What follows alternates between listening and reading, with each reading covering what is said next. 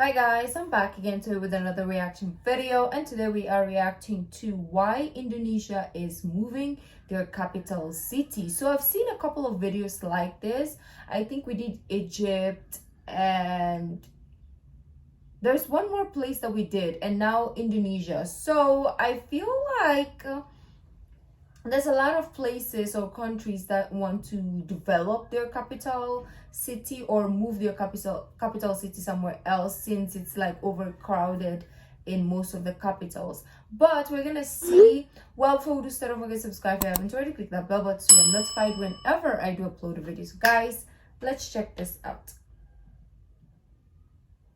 It was made possible by Micro Center. Get a free 128GB flash drive and 128GB micro SD card when you follow the I want a terabyte. below. Leaders to make. They contain important government facilities. Okay. One of the most important choices that's down in the description below. The location of a country's capital city is one of the most important choices for any nation's leaders to make. They contain important government facilities, offices, and headquarters, and usually contain the primary residence of the nation's leadership.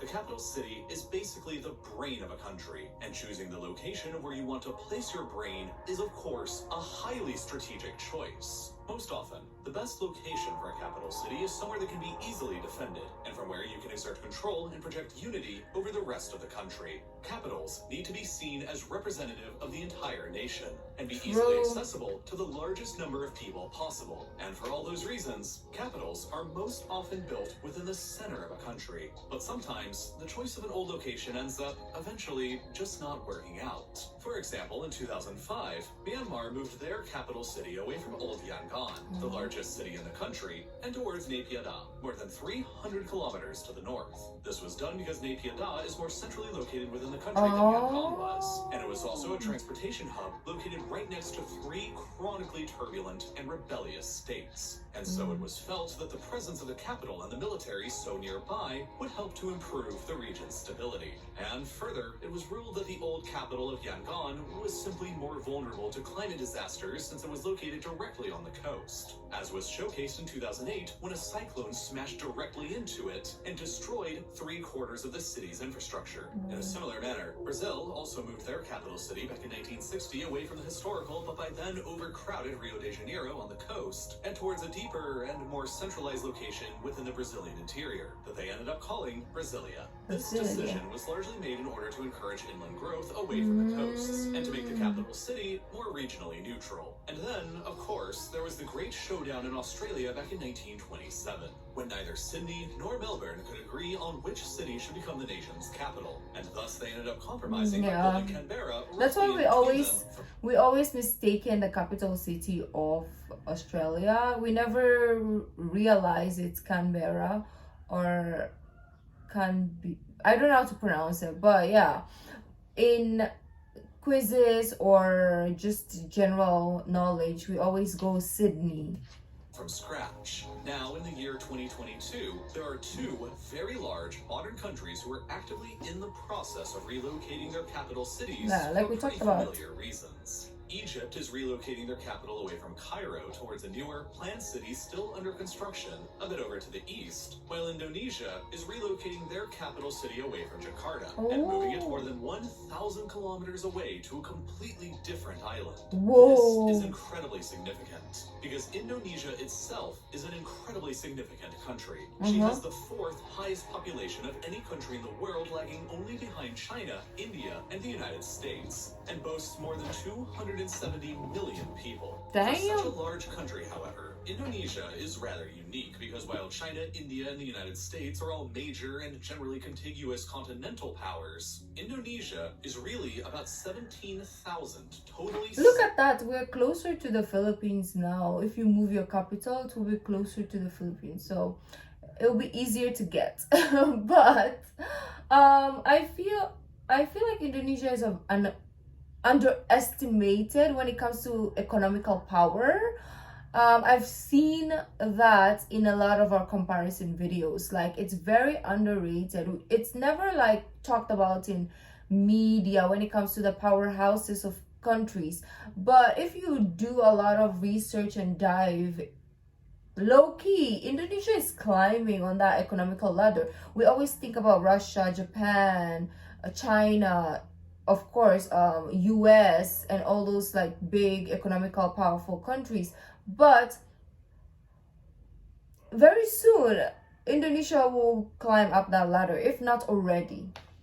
Separate islands, all scattered apart from each other, and these islands are not equal. There's 5 big land areas that Indonesia controls. The entire islands of Sumatra, Java, and Sulawesi, and half of the big islands of Borneo and New Guinea. However, 4 of these island territories are fairly sparsely populated, while the thousands of smaller islands add little to the overall population as well. By and large, that leaves the island of Java, which alone is home to more than 60% of the entire Indonesian population, 145 million people. This makes Java by far the world's most populated island, with even more people than Russia, a country that is 123 times larger. And so it's pretty Is fair that to for say real? that I this thought island is Indonesia had less population, because I don't know who is wrong here. Maybe I am wrong, but I thought Philippines was more populated than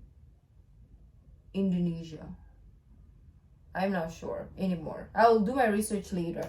It's basically the center of Indonesia's population and culture. And so naturally, the capital of Indonesia has been located on Java for a very long time, and it's located right here, Jakarta.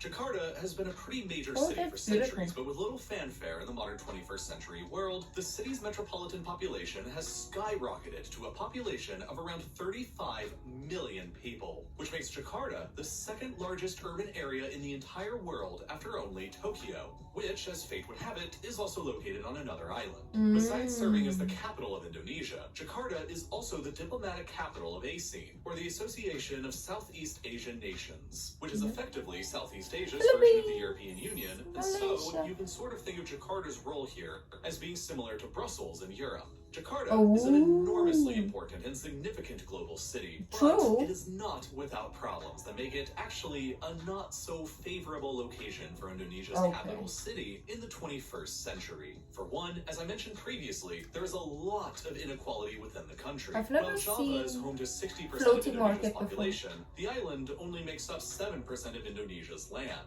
Ultimately, that means that the remaining 93% There's so many of the more. country's landmass over on the 17,000 other islands are pretty underrepresented both in terms of population and in economics. While the economy in both Jakarta and Java has been growing tremendously over the past few decades, the other islands have been more or less economically left behind and have remained fairly stagnant. To illustrate this point, ever since 1971, Java has gained 75 But you know how smart Indonesia is? They're like, you know what? Yes, we're crowded in Java and the economy is good here. Why not? Let's move our capital somewhere that we are needed. And also in the kind of in the center still. And we're going to help the economy as well. And then we're going to help in population as well. So smart move by moving the capital. 5 million people, while Sumatra has only gained 38 million. Kalimantan, what the Indonesian side of Borneo is called, only 11 million. Sulawesi only about 10 million, while Western New Guinea only gained 4 million. Oh. And while these other islands may look There's close still by on a space. map like this, Space. they really aren't. If you place the islands of Indonesia over Europe with Java placed roughly over northern Italy, you'd quickly see that Kalimantan is as far away as northern Germany and Poland. Sulawesi is over in Belarus and Ukraine, while Western New Guinea is way over in Kazakhstan. It's really spread A lot out, of huh? these places are very far away from Jakarta and are therefore isolated and remote from the center of power, often across thousands of kilometers of ocean. Based Wow. exclusively on the centralization of power factor, it would make the most sense from a geographic perspective to place Indonesia's cap. How did you guys draw the map of Indonesia? I have no idea how you guys did it in school. That is crazy. I feel like that's the hardest map to illustrate for you guys. Because at least the Philippines is like, yes, it has small islands, but you can just like condense it in this, like this way. Just draw it like that. And then that small parts, and then that small parts, and then we are done. But then Indonesia, you have to go there, go here, do that, do small ones here, and then do New Guinea there. What is this sorcery? Like, I bet you guys had the hardest time drawing your map when you were kids. I don't know if your geography class included you drawing the map of Indonesia, because if I was your teacher, I would just be like, fudge it, never mind. capital within either Kalimantan and Borneo or on Sulawesi. But of course, centralization alone is not usually a good enough reason to go through all of these moving pains. The larger motivations are that Jakarta itself has a lot of issues. To start, the city has experienced a tremendous amount of urban growth in the past few decades. Back in 1945, at the beginning of the Second World War, the city's population was only 600,000 people. 25 years later, by 1970, the city's population had increased by six-fold to more than 4 million. And then 50 years later from then, by 2020, it had more than doubled again to more than 10.5 million within the boundaries of the city proper, largely owing to massive internal migration from the rest of Indonesia. As a result of all this growth, the city has been experiencing a substantial ecological breakdown, accompanied by intensely gridlocked traffic and congestion. Nearly 4.5 million cars and more than 13 million motorcycles are used on the city's streets, while public transportation only accounts for a third of the city's commuters. To exacerbate the pollutants from all these vehicles, there are 7 existing coal-fired power plants and 5 more planned plants, all within a 100-kilometer radius of the city. The emissions from those 5 planned plants alone will eventually be equal to adding 10 million additional cars to Jakarta's already crowded streets. Given this, air pollution and smog within the city is a serious issue, and it generally ranks alongside cities like New Delhi and Beijing. The air quality can get so bad here that just last year in 2021, 172 days were considered too unhealthy to be outside, which was more than half of the entire year. Is that because of and COVID? Then, of course, there's the traffic itself. Jakarta has often been named the world's worst city for traffic on multiple occasions by multiple publications. But here are some ways to put it all into perspective. It's been estimated before that the average Jakarta resident will spend 10 years... I thought Manila traffic was crazy, but if Jakarta is worse... Thank you. I'm walking. Like, even if I have to walk for like 2 hours, I would rather walk than freaking stay in traffic. Like, literally. Or maybe I can stay in traffic and sleep. No, I'm taking the tube. You know what? I'm taking the freaking subway or walking. That is the main thing to do. Like, who is gonna sit in traffic for that long? Because Manila traffic is insane. It's crazy. So how much more? Oh gosh.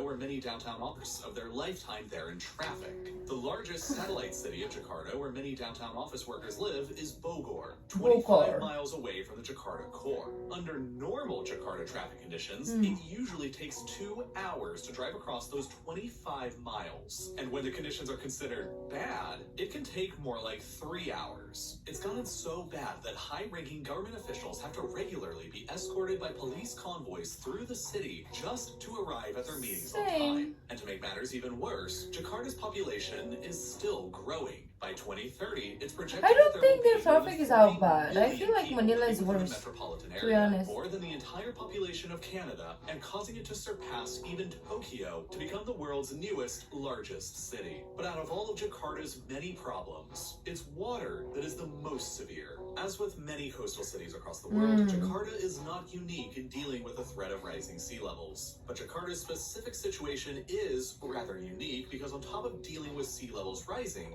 the city is simultaneously sinking. Jakarta's sinking problem is very similar to both Mexico City and Venice, both of which I've made videos about in the past, but this is the gist. Just like both of those cities, Jakarta was established within a swampy environment many centuries ago before the needs of modern cities were at all understood. 13 rivers flow through the city, which used to provide ample fresh water, but now they're all wildly polluted and currently unusable for drinking water. Jakarta does have a series of water pipes, but they only reach about 60% of the population, and they're all highly concentrated in the more wealthy areas of South and Central Jakarta.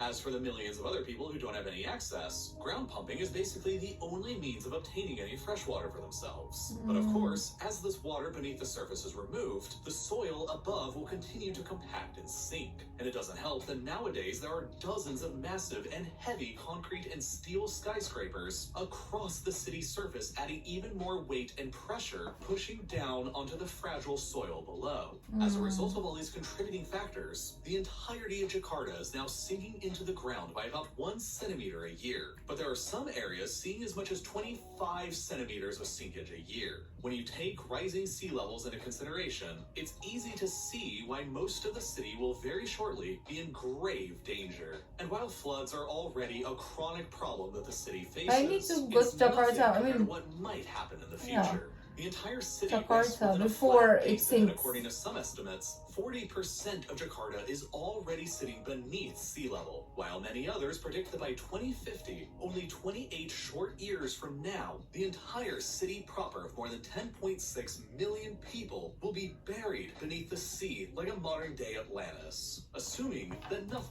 Well, also Maldives, right? We're gonna lose a lot of beautiful places, and well, I guess the world one day will just be water, so it's kind of like,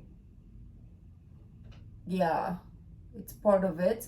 But it's so crazy. What? 2020, 28 years Nothing is only. actually done about it. But of course, there is a plan to do something about it, and it's insane. Okay, In good. 2014, the Indonesian government revealed the plans for what they called Giant Seawall Jakarta, expected to be completed by Ooh. 2025.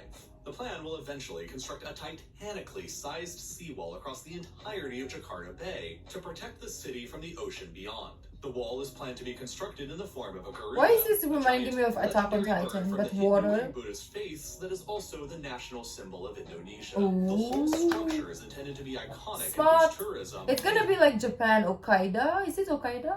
Odaiba. Whatever.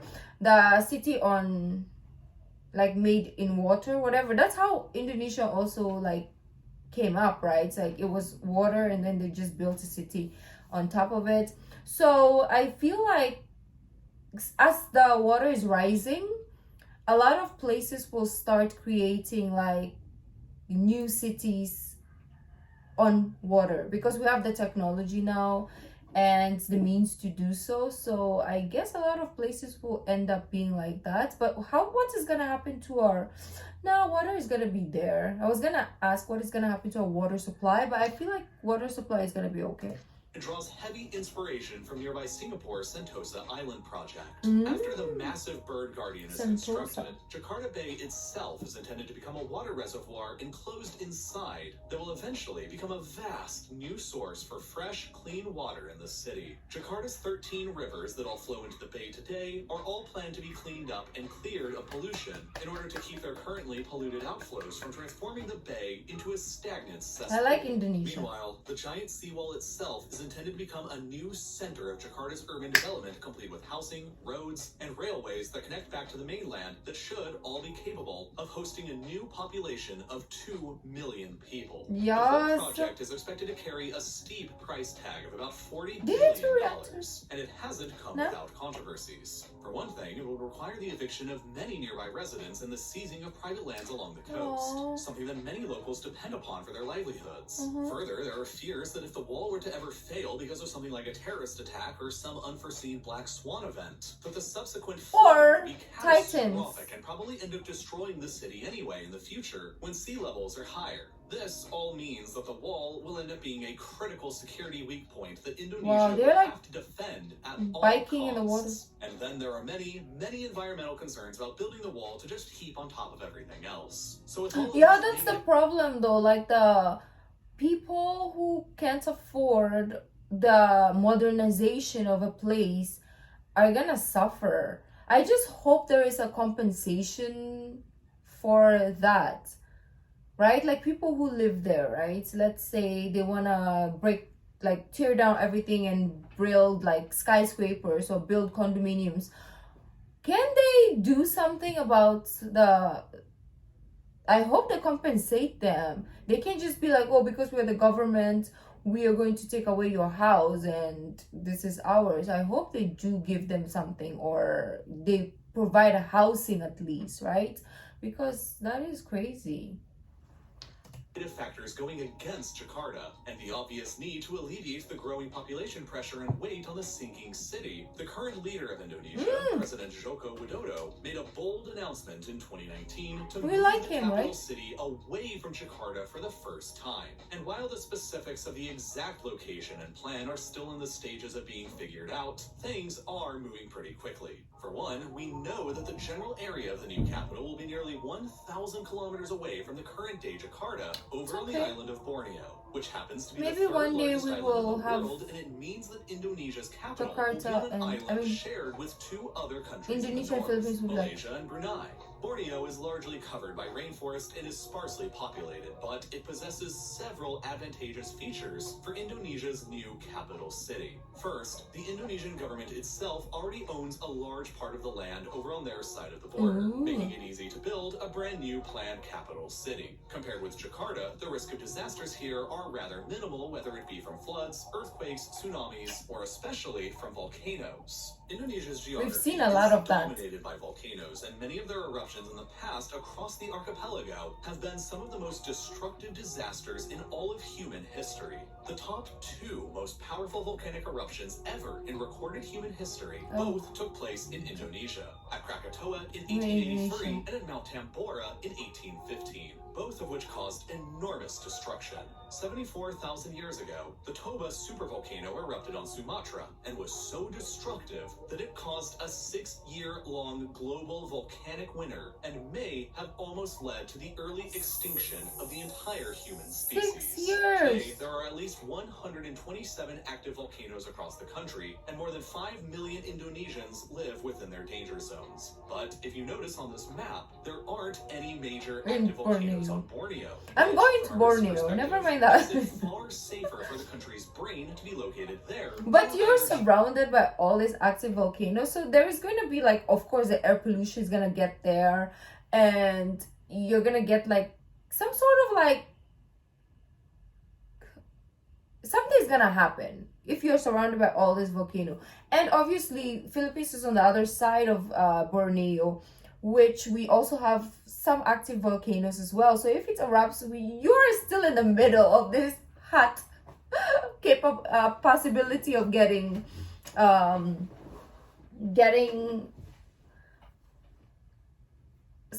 something out of the eruption, if there will be, right? So knock on wood. So it's kind of like there is still possibility of distractions or disaster, but not coming from here, but it's coming from the surrounding. Java or Sumatra. And finally, Borneo is geographically located nearly precisely in the center of the entire Indonesian archipelago. And there are several developing city areas nearby the proposed location that stand to grow immensely over time. In total, Indonesia hopes to create a new capital territory on Borneo that will cover nearly 700 square miles, slightly larger than the city of London's area and more than twice the size of present-day Jakarta. It is also President Widodo's hope that eventually this new capital will be home to 1.4 million government employees and their families, potentially reaching upwards of a population of 7 million people all in all, with several futuristic designs already picked out for the more important government buildings like the presidential palace and more. All that's left is to fund the effort and begin construction. The total estimated price tag for building the new capital here is around $34 billion. But with extensive delays in the project stemming from the COVID-19 pandemic, budget cuts and other mounting pressures, President Widodo certainly has his work cut out for him over the next several years, as he oversees the remainder. Is he the only president I've seen in a bomber jacket? Probably. Government offices over to Borneo in 2024. He only has 2 short years remaining to accomplish it while he's still in office. And as for Jakarta, even though the city is definitely facing some pretty serious hurdles over the coming decades, Widodo's hope is that encouraging millions of people to leave the city for the new capital over on Borneo will be enough to relieve at least some of the pressure and allow Jakarta precious time to recover and thrive once again. So a lot of people have asked me for years now how I make videos on YouTube like that. That is very insightful, because we did react to something similar, but it wasn't this in-depth. So to be able to look at a more in-depth video is very good, and I love the plan. I'm all for it, because it's like really alleviating pressure from Jakarta or parts of Indonesia. So that is a very smart tactic. But let me know, as citizens of Indonesia, what do you think about this plan? Are you pro or against, right, this? And let me know why. But if you like this video, don't forget to give this video a thumbs up, subscribe if you haven't already. I'll see you in the next video. Bye.